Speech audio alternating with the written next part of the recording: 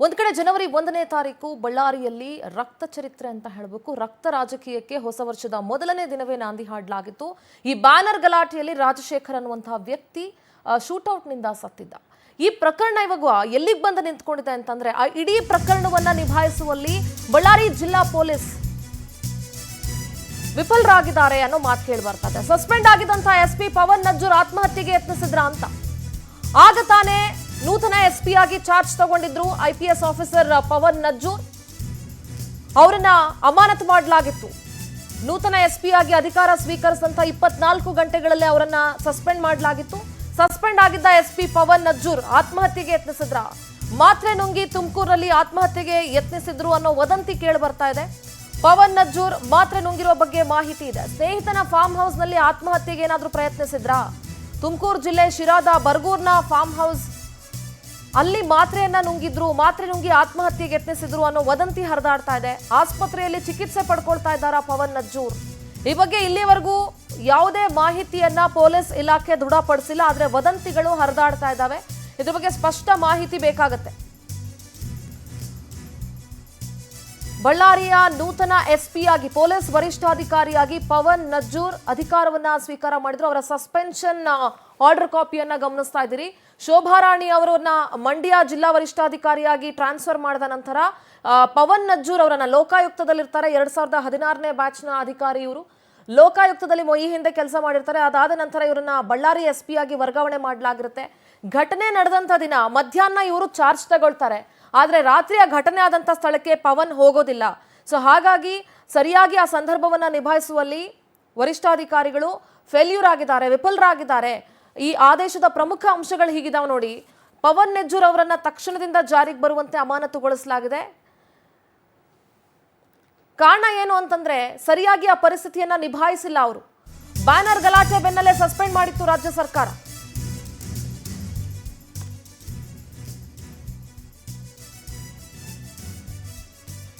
ಬಳ್ಳಾರಿ ವ್ಯಾಪ್ತಿಯ DGIGP ಅವರು ಸಲ್ಲಿಸಿದ ವರದಿಯ ಆಧಾರದ ಮೇಲೆ ಸರ್ಕಾರ ಕ್ರಮ ಕೈಗೊಂಡಿತ್ತು.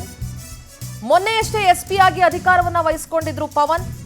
ಆದ್ರೆ ಗಲಾಟೆ ಬೆನ್ನಲ್ಲೇ ಸರ್ಕಾರ ಅವರನ್ನ ಅಮಾನತು ಮಾಡಿದೆ. ಇದರಿಂದ ಮನನೊಂದು ಆತ್ಮಹತ್ಯೆಗೆ ಯತ್ನಿಸಿದ್ರ ಎಸ್ಪಿ ಅಂತ ಅನ್ಸುತ್ತೆ. ಯೂಶಲಿ IPS ಆಗ್ಲಿ IAS ಆಫೀಸರ್ಗಳಿಗಾಗ್ಲಿ ಒಂಥರ ಮೈಂಡ್ ಸೆಟ್ ಇರುತ್ತೆ, ಒಂಥರ ಕೆರಿಯರ್ ಅಲ್ಲೇ ಬ್ಲಾಕ್ ಮಾರ್ಕ್ ಆದಂಗೆ ಅವ್ರಿಗೆ. ಸೊ ಹಾಗಾಗಿ ಏನಾದ್ರೂ ಮನನೊಂದು ಆತ್ಮಹತ್ಯೆಗೆ ಯತ್ನಿಸಿದ್ರ? ಮಧ್ಯಾಹ್ನ ತಾನೇ ಅಧಿಕಾರ ಸ್ವೀಕಾರ ಮಾಡ್ಕೊಂಡಿದ್ದೀನಿ, ರಾತ್ರೋಷತ್ಗಿಂತ ದೊಡ್ಡ ಗಲಾಟೆ ಆಗೋಯ್ತು, ನಾನು ಹೇಗಪ್ಪ ನಿಭಾಯಿಸಬೇಕಾಗಿತ್ತು ಅಂತ ಅವ್ರೇನಾದ್ರೂ ಅಂದ್ಕೊಂಡಿರಬಹುದು. ಬಳ್ಳಾರಿ ರೇಂಜ್ನ DGIGP ಅವರು ಸಲ್ಲಿಸಿದ ವರದಿಯ ಆಧಾರದ ಮೇಲೆ ಸರ್ಕಾರ ಈ ಕ್ರಮವನ್ನು ಕೈಗೊಂಡಿದೆ. ಅಮಾನತು ಆದೇಶದಲ್ಲಿ ಪ್ರಮುಖವಾಗಿ 2 ಮುಖ್ಯ ಅಂಶಗಳನ್ನು ಉಲ್ಲೇಖಿಸಿದ್ದಾರೆ. ಒಂದು, ಸ್ಥಿತಿಗತಿಯನ್ನ ನಿಭಾಯಿಸುವಲ್ಲಿ ವೈಫಲ್ಯ. ಮತ್ತೊಂದು, ಹಿರಿಯ ಅಧಿಕಾರಿಗಳಿಗೆ ಸರಿಯಾದ ಮಾಹಿತಿ ಕೊಟ್ಟಿಲ್ಲ. ಆ ಮೈದಾನದಲ್ಲಿ ನೈಜ ಸ್ಥಿತಿಗತಿಯ ಬಗ್ಗೆ ಹಿರಿಯ ಅಧಿಕಾರಿಗಳಿಗೆ ಸರಿಯಾದ ಮಾಹಿತಿ ನೀಡುವಲ್ಲಿ ಅಥವಾ ಬ್ರೀಫಿಂಗ್ ನೀಡುವಲ್ಲಿ ಎಸ್ಪಿ ಎಡವಿದ್ದಾರೆ ಅನ್ನುವಂಥ ಅಂಶಗಳನ್ನ ಈ ಒಂದು ಅಮಾನತು ಪ್ರತಿಯಲ್ಲಿ ಅಂದ್ರೆ ಸಸ್ಪೆನ್ಷನ್ ಆರ್ಡರ್ ಅಲ್ಲಿ ಉಲ್ಲೇಖ ಮಾಡಿದ್ದಾರೆ. ಜನಾರ್ದನ್ ರೆಡ್ಡಿ ಮನೆ ಮುಂದೆ ಫೈರಿಂಗ್ ಆಗಿ ರಾಜಶೇಖರ್ ಸಾವನ್ನಪ್ಪಿದ್ದ.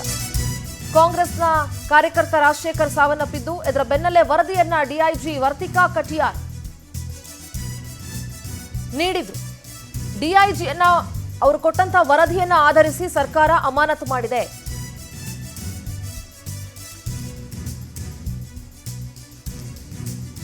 ಇದರ ಬೆನ್ನಲ್ಲೇ ತುಮಕೂರಿನಲ್ಲಿ ಆತ್ಮಹತ್ಯೆಗೆ ಯತ್ನಿಸಿದ್ರು ಅನ್ನೋ ಮಾಹಿತಿ ಇದೆ. ಜನಾರ್ದನ್ ರೆಡ್ಡಿ ಮನೆ ಹತ್ರ ಫೈರಿಂಗ್ ನಡೀತಾ ಇತ್ತು. ಅದರಲ್ಲಿ ರಾಜಶೇಖರ್ ಅನ್ನೋ ಕಾರ್ಯಕರ್ತ ಸಾವನ್ನಪ್ಪಿದ್ದ. ಇದರ ಬೆನ್ನಲ್ಲೇ ಸರ್ಕಾರಕ್ಕೆ ವರದಿಯನ್ನ ಕೊಟ್ಟಿದ್ರು ಬಳ್ಳಾರಿ ರೇಂಜ್ನ DIG ವರ್ತಿಕಾ ಕಟಿಯಾರ್. DIG ವರದಿಯನ್ನ ಆಧರಿಸಿ ಅಮಾನತು ಮಾಡಿ ಸರ್ಕಾರ ಆದೇಶ ಹೊರಡಿಸಿದೆ. ನಿನ್ನೆ ಸಸ್ಪೆಂಡ್ ಮಾಡಿ ಆದೇಶ ಹೊರಡಿಸಿತ್ತು ಸರ್ಕಾರ. ಮೊನ್ನೆ 1ನೇ ತಾರೀಕು ಮಧ್ಯಾಹ್ನದಷ್ಟೊತ್ತಿಗೆ ಅವರಲ್ಲಿ ಹೋಗಿ ನೂತನ ಎಸ್ಪಿ ಆಗಿ ಚಾರ್ಜ್ ತಗೊಳ್ತಾರೆ, ಅಲ್ಲಿಗೆ ಹೋಗಿರ್ತಾರೆ. ಆದರೆ ಅವರನ್ನ ನಿನ್ನೆ ಸಸ್ಪೆಂಡ್ ಮಾಡಿ ಆದೇಶವನ್ನ ಹೊರಡಿಸಲಾಗಿದೆ. ಇದರ ಬೆನ್ನಲ್ಲೇ ತುಮಕೂರಿನಲ್ಲಿ ಆತ್ಮಹತ್ಯೆಗೆ ಯತ್ನಿಸಿದ್ರು ಅನ್ನೋ ಮಾಹಿತಿ ಇದೆ. ಆದರೆ ಯಾವುದೇ ರೀತಿಯ ಸ್ಪಷ್ಟೀಕರಣವನ್ನ ಅಥವಾ ದೃಢೀಕರಣವನ್ನ ಪೊಲೀಸ್ ಇಲಾಖೆ ಇನ್ನೂ ಕೊಟ್ಟಿಲ್ಲ. ನೋಡಿ, ಎಸ್ಪಿ ಪವನ್ ನಜ್ಜೂರ್ ಅವರ ಮೊಬೈಲ್ ಸ್ವಿಚ್ ಆಫ್ ಆಗಿದ್ದು, ಲಾಸ್ಟ್ ಲೊಕೇಶನ್ ಅವ್ರದ್ದು ಶಿರಾದಲ್ಲಿ ಪತ್ತೆಯಾಗಿತ್ತು ಅನ್ನೋ ಮಾಹಿತಿ ಇದೆ.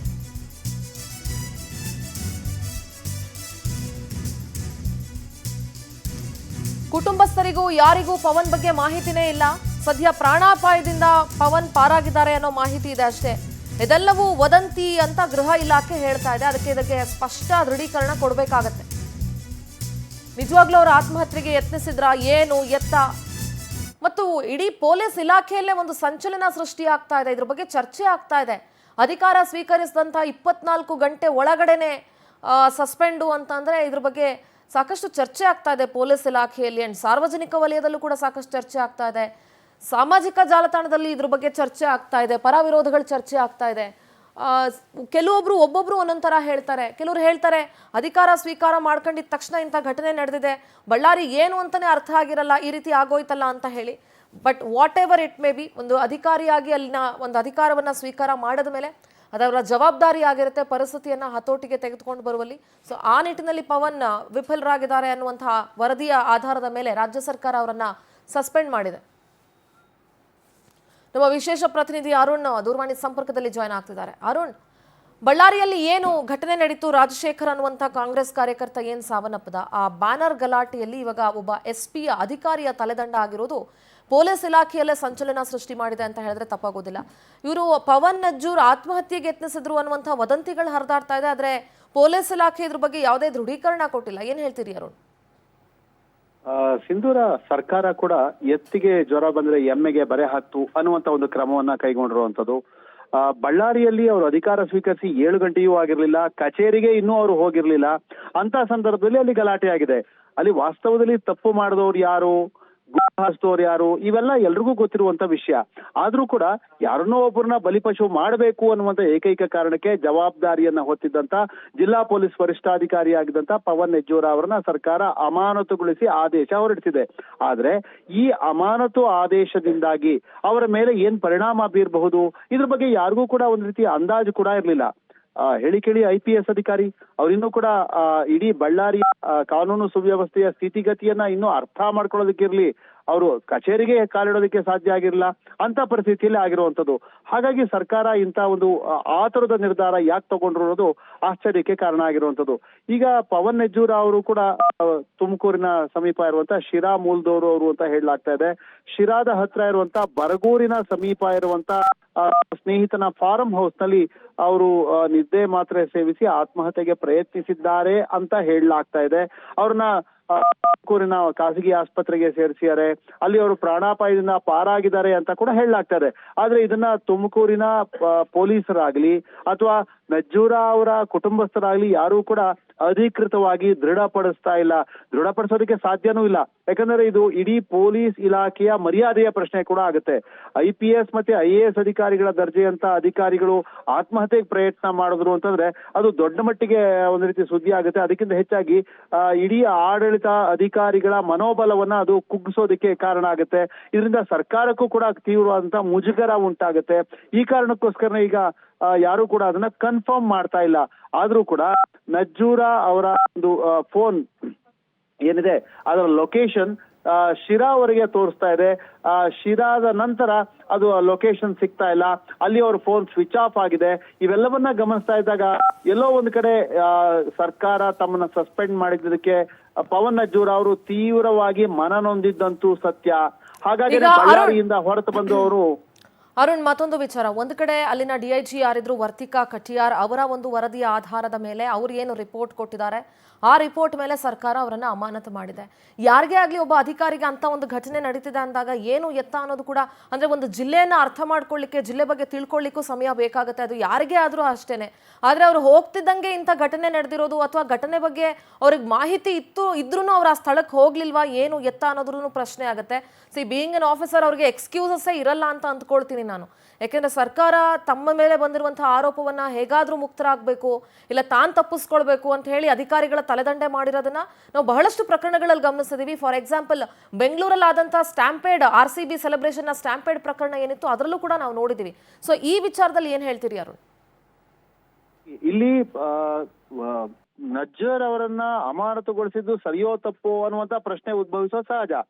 ಆದ್ರೆ ಕಾನೂನು ಸುವ್ಯವಸ್ಥೆಯ ಪ್ರಶ್ನೆ ಬಂದಾಗ ಅಲ್ಲಿಯ ಜಿಲ್ಲಾ ಪೊಲೀಸ್ ವರಿಷ್ಠಾಧಿಕಾರಿ ಯಾರಿರ್ತಾರೋ ಅವರೇ ಅದಕ್ಕೆ ನೇರವಾಗಿ ಜವಾಬ್ದಾರರಾಗಿರ್ತಾರೆ. ಹಾಗಾಗಿ ಆ ಜಿಲ್ಲಾ ಪೊಲೀಸ್ ವರಿಷ್ಠಾಧಿಕಾರಿ ಅಧಿಕಾರ ಸ್ವೀಕರಿಸಿ ಎಷ್ಟು ಗಂಟೆಯಾಗಿದೆ, ಎಷ್ಟು ದಿನವಾಗಿದೆ ಅನ್ನೋದನ್ನ ಅಲ್ಲಿ ಪ್ರಮುಖವಾಗಿ ಪರಿಗಣಿಸೋದಿಲ್ಲ. ಜಿಲ್ಲಾ ಪೊಲೀಸ್ ವರಿಷ್ಠಾಧಿಕಾರಿ ಅನ್ನೋದೊಂದು ಹುದ್ದೆ, ಅದನ್ನ ವ್ಯಕ್ತಿಗೆ ಅಲ್ಲಿ ಪ್ರಾಮುಖ್ಯತೆ ಕೊಡೋದಕ್ಕೆ ಅವಕಾಶವೇ ಇರೋದಿಲ್ಲ. ಸಹಜವಾಗಿನೇ IGP ಅವರು ವರದಿ ಕೊಡ್ತಾರೆ. IGP ಅವರು ಸ್ಥಳಕ್ಕೆ ಹೋದ ನಂತರವೂ ಸಹ ಅಲ್ಲಿ ಜಿಲ್ಲಾ ಪೊಲೀಸ್ ವರಿಷ್ಠಾಧಿಕಾರಿ ಆಗಿದ್ದಂತ ನಜ್ಜರ್ ಅವರು ಸ್ಥಳಕ್ಕೆ ಹೋಗಿರ್ಲಿಲ್ಲ. 8 ಗಂಟೆ ಆದ್ರೂ ಕೂಡ ಅವರು ರಿಪೋರ್ಟ್ ಮಾಡ್ಕೊಂಡಿರಲಿಲ್ಲ. ಅವ್ರಿಗೆ ಏನ್ ನಡೀತು ಅನ್ನುವಂತ ಯಾವುದೇ ರೀತಿಯ ಮಾಹಿತಿಯೇ ಇರಲಿಲ್ಲ. ಇದು ಎಲ್ಲೋ ಒಂದ್ ಕಡೆ ಹಿರಿಯ ಪೊಲೀಸ್ ಅಧಿಕಾರಿಗಳ ಅಸಮಾಧಾನಕ್ಕೂ ಕೂಡ ಕಾರಣ ಆಯಿತು. ಇಂತಹ ಘಟನೆಯಾದ ಸಂದರ್ಭದಲ್ಲಿ ಮೊದಲ ಒಂದು ಮಾಹಿತಿ ಜಿಲ್ಲಾ ಪೊಲೀಸ್ ವರಿಷ್ಠಾಧಿಕಾರಿ ಯಾರೇ ಇರ್ಲಿ, SP ಯಾರೇ ಇದ್ರು ಅವ್ರಿಗೆ ಮಾಹಿತಿ ಬಂದೇ ಬರುತ್ತೆ. ಅದು ವಾಕಿ ಮೆಸೇಜ್ ಇರ್ಬೋದು ಅಥವಾ ಸ್ಥಳೀಯ ಪೊಲೀಸ್ ಸ್ಟೇಷನ್ ಗಳಿಂದ ಬರುವಂತ ಮಾಹಿತಿ ಇರ್ಬೋದು. ಆ ಮಾಹಿತಿಗಳನ್ನ ಇವರು ಸ್ವೀಕರಿಸಿದ ನಂತರ ತನ್ನ ಹಿರಿಯ ಅಧಿಕಾರಿಗಳು ಯಾರಿದಾರೋ ಅಂದ್ರೆ IGP, DGP ಅವರಿಗೆ ಮಾಹಿತಿಯನ್ನ ಕೊಡಬೇಕಾಗಿತ್ತು. ಅದು ಅವರ ಪ್ರಥಮ ಕರ್ತವ್ಯವೂ ಆಗಿತ್ತು. ಜಿಲ್ಲಾ ಪೊಲೀಸ್ ವರಿಷ್ಠಾಧಿಕಾರಿ ಆಗಿರೋದ್ರಿಂದ ಅಲ್ಲಿ ಫೈರಿಂಗ್ ಮಾಡ್ಬೇಕಾದ್ರೆ, ಲಾಠಿ ಚಾರ್ಜ್ ಮಾಡ್ಬೇಕಾದ್ರೆ ಅವರು ಸ್ವತಂತ್ರವಾಗಿ ತೀರ್ಮಾನಗಳನ್ನ ತೆಗೆದುಕೊಳ್ಳೋದಕ್ಕೆ ಸಾಧ್ಯ ಆಗೋದಿಲ್ಲ. ಹಿರಿಯ ಅಧಿಕಾರಿಗಳ ಅನುಮತಿಯನ್ನು ಅವ್ರು ಪಡ್ಕೋಬೇಕಾಗತ್ತೆ. ಅಲ್ಲೂ ಕೂಡ ಬಳ್ಳಾರಿಯಲ್ಲಿ ಪೊಲೀಸರು ಗಾಳಿಯಲ್ಲಿ ಗುಂಡು ಹಾರಿಸಿದ್ದಾರೆ. ಗಾಳಿಯಲ್ಲಿ ಗುಂಡು ಹಾರಿಸುವಂತಹ ಸಂದರ್ಭದಲ್ಲಿ ಅದಕ್ಕೇನಾದ್ರೂ ಜಿಲ್ಲಾ ಪೊಲೀಸ್ ವರಿಷ್ಠಾಧಿಕಾರಿ ಆಗಿರುವಂತಹ ಪವನ್ ಅವರು ಅನುಮತಿ ಕೊಟ್ಟಿದ್ರ? ಈ ಎಲ್ಲಾ ಪ್ರಶ್ನೆಗಳು ಉದ್ಭವಿಸುತ್ತೆ. ಹಾಗಾಗಿನೇ ಸರ್ಕಾರ ನೇರವಾಗಿ ಪವನ್ ಅವರನ್ನ ಹೊಣೆಗಾರರನ್ನಾಗಿ ಮಾಡಿ ಅವರನ್ನ ತಕ್ಷಣಕ್ಕೆ ಅಮಾನತುಗೊಳಿಸಿದ್ದಾರೆ. ನಂತರ ಇಲಾಖಾ ವಿಚಾರಣೆ ಆಗುತ್ತೆ. ಇಲಾಖಾ ವಿಚಾರಣೆಯ ಸಂದರ್ಭದಲ್ಲಿ ಅವರು ತಮ್ಮ ಪಾತ್ರ ಇದರಲ್ಲಿ ಏನೂ ಇಲ್ಲ, ತಮಗೆ ಇನ್ನೂ ಮಾಹಿತಿ ಬಂದಿರಲಿಲ್ಲ ಇತ್ಯಾದಿ ಸ್ಪಷ್ಟೀಕರಣಗಳನ್ನ ಕೊಡಬಹುದು. ನಂತರ ಅಮಾನತನ ವಾಪಸ್ ಪಡೆಯೋದು ಅಥವಾ ಅಮಾನತನ ಅವಧಿಯನ್ನ ಮುಂದುವರಿಸೋದು ಇತ್ಯಾದಿಯನ್ನ ಸರ್ಕಾರ ನಿರ್ಧಾರ ತೆಗೆದುಕೊಳ್ಳುತ್ತೆ. ಅರುಣ್, ಮತ್ತೊಂದು ವಿಚಾರ. ಅರುಣ್, ನನ್ನ ಧ್ವನಿ ಕೇಳಿಸ್ತಿದ್ಯಾ? ಸತ್ಯ ಅರುಣ್, ನನ್ನ ಧ್ವನಿ ಕೇಳಿಸ್ತಾ ಇದ್ರೆ, ಒಂದು IAS ಆಗ್ಲಿ IPS ಆಗ್ಲಿ ಮಾನಸಿಕವಾಗಿ ಅವ್ರು ಬಹಳ ಗಟ್ಟಿಯಾಗಿರ್ತಾರೆ ಅಂತ ನಾವೆಲ್ಲರೂ ಅಂದ್ಕೊಂಡಿರ್ತೀವಿ. ಅಂದ್ರೆ ಈ ರೀತಿ ಆತ್ಮಹತ್ಯೆಗೆ ಯತ್ನಿಸಿದ್ರು ಅನ್ನುವಂಥ ವದಂತಿಗಳಿರ್ಬೋದು ಅಥವಾ ಇದು ವಿಚಾರ ನಿಜಾನೇ ಆಗಿದ್ರು ಇಂಥ ವಿಚಾರಗಳಲ್ಲಿ ಅವ್ರು ನೀವು ಹೇಳ್ದಂಗೆ ಇಲಾಖೆಯ ತನಿಖೆಯನ್ನ ಎದುರಿಸಬಹುದಾಗಿತ್ತು. ಬಟ್ ಯಾರಿಗೇ ಆಗ್ಲಿ 24 ಗಂಟೆ ಒಳಗಡೆ ಅಮಾನತಾದೆ ಅಂತಂದ್ರೆ ಅವರ ಈಗೋ ಪ್ರಶ್ನೆ ಬರುತ್ತೋ ಅಥವಾ ಅವ್ರ ಕೆರಿಯರ್ ಅಲ್ಲಿ ಒಂದು ಬ್ಲಾಕ್ ಮಾರ್ಕ್ ಅಂತ ಆಗ್ಬಿಡುತ್ತೋ ಏನೋ ಗೊತ್ತಿಲ್ಲ. ಆದ್ರೆ ಈ ರೀತಿ ಆಗಿರೋದಂತೂ ದುರಂತ ಅಂತಾನೆ ಹೇಳ್ಬೇಕು. ಸಿಂಧೂರ, IPS ಅಧಿಕಾರಿ ಆಗಿರ್ಲಿ ಅಥವಾ ಸಾಧಾರಣ KPS ಅಧಿಕಾರಿಯೇ ಆಗಿರ್ಲಿ, ಅವರ ಒಂದು ಸೇವಾ ಅವಧಿನಲ್ಲಿ ಈ ರೀತಿಯ ಅಮಾನತು ಶಿಕ್ಷೆಗೆ ಒಳಪಟ್ಟಂತ ಸಂದರ್ಭದಲ್ಲಿ ಅವರ SR ಬುಕ್ ಅಂತ ಏನ್ ಹೇಳ್ತಾರೆ, ಸರ್ವಿಸ್ ರೆಕಾರ್ಡ್ ಬುಕ್ ಅಲ್ಲಿ ಅದನ್ನ ರೆಡ್ ಮಾರ್ಕ್ ಅಂತ ಮಾಡ್ತಾರೆ. ರೆಡ್ ಮಾರ್ಕ್ ಮಾಡಿದ್ದೇ ಆದಲ್ಲಿ ಮುಂದೆ ಅವರಿಗೆ ಪ್ರಮೋಷನ್ ಆಗ್ಲಿ ಅಥವಾ ಅವರಿಗೆ ವೇತನ ಬಡ್ತಿಗಳನ್ನ ಕೊಡುವಂತದ್ದಾಗ್ಲಿ ಇತ್ಯಾದಿ ಎಲ್ಲವಕ್ಕೂ ಕೂಡ ತೊಂದರೆ ಆಗ್ತಾ ಬರುತ್ತೆ. ಅವರು ರಿಟೈರ್ಡ್ ಆಗೋ ಸಂದರ್ಭದಲ್ಲೂ ಕೂಡ ಆ ಬ್ಲಾಕ್ ಮಾರ್ಕ್ ಅನ್ನೋದು ಹಾಗೆ ಉಳ್ಕೊಂಡ್ಬಿಡುತ್ತೆ. ಹಾಗಾಗಿನೇ ಪ್ರತಿಯೊಬ್ಬ ಸರ್ಕಾರಿ ಅಧಿಕಾರಿಯೂ ಕೂಡ ಇಂತಹ ಶಿಕ್ಷೆಗಳ ಬಗ್ಗೆ ತೀವ್ರವಾಗಿ ಚಿಂತಿತರಾಗ್ತಾರೆ. ನೀವು ಹೇಳಿದಂತೆ IPS IAS ಅಧಿಕಾರಿಗಳು ಮಾನಸಿಕವಾಗಿ ಸಾಕಷ್ಟು ಸದೃಢರಾಗಿರ್ತಾರ ಅಂತಂದ್ರೆ ಅದಕ್ಕಿಂತ ಹೆಚ್ಚಾಗಿ ಅವರು ಕೂಡ ಮನುಷ್ಯರೇ ಅಲ್ವಾ? ಇದು ನೈತಿಕತೆಯ ಪ್ರಶ್ನೆ ಕೂಡ ಬರುತ್ತೆ. ತಾನು ಹೋದ ತಕ್ಷಣವೇ ಇಂತಹ ಘಟನೆ ಆಗಿರುವಂತದ್ದು, ಒಬ್ಬ ವ್ಯಕ್ತಿ ಬಲಿಯಾಗಿರುವಂತದ್ದು, ತಾವು ಅದನ್ನ ಸಮರ್ಪಕವಾಗಿ ನಿರ್ವಹಣೆ ಮಾಡಲಿಲ್ಲ ಅನ್ನುವಂತ ಕಾರಣ ಕೊಟ್ಟು ಸರ್ಕಾರ ತಮ್ಮನ್ನು ಅಮಾನತು ಮಾಡಿರುವಂತದ್ದು ಅವರ ಮಾನಸಿಕವಾಗಿ ಘಾಸಿಗೊಳಿಸಿರುವಂತಹ ಸಾಧ್ಯತೆಗಳು ಹೆಚ್ಚಾಗಿರುತ್ತೆ. ಹಾಗಾಗಿನೇ ಅವರು ಆತ್ಮಹತ್ಯೆಯ ನಿರ್ಧಾರ ತೆಗೆದುಕೊಂಡಿದ್ರು ಕೂಡ ಆಶ್ಚರ್ಯ ಏನಿಲ್ಲ. ಆದ್ರೆ ಈಗ ಬಂದಿರುವಂತಹ ಮಾಹಿತಿ ಪ್ರಕಾರ ಅವರು ಪ್ರಾಣಾಪಾಯದಿಂದ ಪಾರಾಗಿದ್ದಾರೆ, ಯಾವುದೇ ಹೆಚ್ಚಿನ ತೊಂದರೆ ಇಲ್ಲ ಅಂತ ಹೇಳುತ್ತಾರೆ. ಆದ್ರೂ ಕೂಡ ಒಬ್ಬ ಹಿರಿಯ ಪೊಲೀಸ್ ಅಧಿಕಾರಿ ಆತ್ಮಹತ್ಯೆಗೆ ಪ್ರಯತ್ನ ಮಾಡ್ತಾರೆ ಅಂತಂದ್ರೆ ಈ ಇಡೀ ಒಂದು ಪೊಲೀಸ್ ವ್ಯವಸ್ಥೆಯ ನೈತಿಕತೆ ಎಲ್ಲಿಗೆ ಬಂದು ಮುಟ್ಟುತ್ತೆ ಅನ್ನೋದು ಇಲ್ಲಿ ಪ್ರಶ್ನೆಯಾಗಿದೆ. ಅರುಣ್, ಥ್ಯಾಂಕ್ ಯು ನಿಮ್ಮೆಲ್ಲ ಡೀಟೇಲ್ಸ್ಗಾಗಿ.